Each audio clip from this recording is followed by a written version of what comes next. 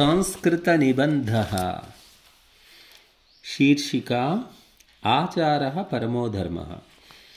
आचारः परमो धर्मः, आचारः परमं तपः, आचारः परमं ज्ञानम्, आचारात् किन्न साध्यते। आचारः सर्वेषां धर्माणां श्रेष्ठतमः अस्ति। आचारात् सर्वं सुखं लभ्यते। सर्वैः जनैः सह यद् सद्व्यवहारः स एव सदाचारः कथ्यते। धर्मानुकूलव्यापारः सदाचारो भवति। मातुः पितुः गुरोश्च सेवनं परमो धर्मः अस्ति। इदमेव सदाचारस्य रूपं।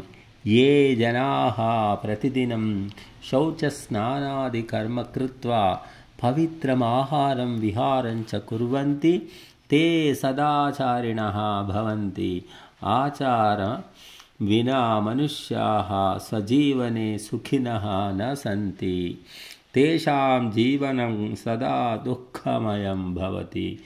एतादृशाः जनाः निरन्तरम् अन्येषां जनानां सौहार्दम् अनुकूलतां च न लभन्ते। ये मनुष्याः आचारहीनाः सन्ति ते अस्मिन् भूतले भारस्वरूपाः भवन्ति। तेषाम् आदरो न भवति।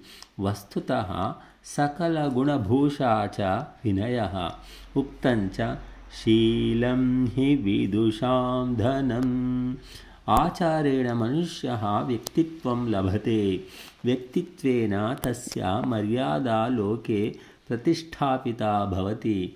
सर्वे आचारमये पुरुषे स्निह्यन्ति। सदाचारी मनुष्यः आत्मनिष्ठो भवति।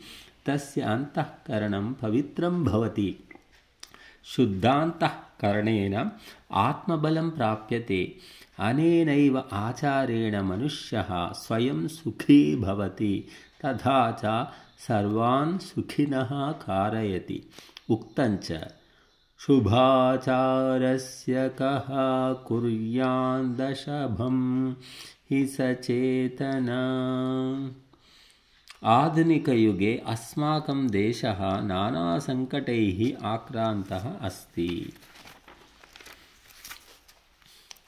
अस्य सङ्कटस्य कारणं तु केवलम् आचाराभावः। सर्वे भारतीयाः अन्नं वस्त्रं च विना महान्तः दुःखिनः सन्ति। यदि सर्वे भारतवासिनः सदाचारिणः स्युः तदा अस्माकं देशं सर्वे जनाः सुखिनः भविष्यन्ति। आचारस्तु सर्वेषां सुखानां मूलमस्ति। आचाराद् आर्जिता सम्पत्तिः अचला भवति। यथा सूर्यः घनीभूतानि तमांसि हरति तथैव अयमाचारः सर्वान् दूरीकरोति। आचारं विना न किञ्चित् कर्म सफलं भवति। आचारेण युक्तः जनः विश्वस्तः भवति। ये आचाररहिताः सन्ति तेषां विश्वासं न कोऽपि जनः करोति। आचारः तदेव वस्तु अस्ति यद्विना मनुष्यः सकलगुणयुक्तोऽपि लोकैः न आद्रियते। आचारेण मनुष्यः दीर्घजीवी भवति। अनेनैव आचारेण मनुष्यः स्वास्थ्यम् आरोग्यं प्रसन्नतां च प्राप्नोति। सः कस्मादपि न बिभेति। आचारयुक्तः जनः सदा भयः निःशङ्कश्च भवति। अत एव आचारस्य महिमा सर्वैः आचार्यैः वर्णितः अस्ति। वेदेऽपि आचारस्य महत्त्वं वर्णितं। गुर्वाश्रमे अध्यापनसमये गुरुः अध्यापनात् पूर्वं सर्वेभ्यः छात्रेभ्यः आचारम् उपदिशति। यतो हि शीलं परं भूषणं। मनुष्यः शीलेन सकलं कुर्याद् वशम्। आचारात् बुद्धिः लभ्यते। बुद्ध्या पठनं पाठनं च सुकरं भवति।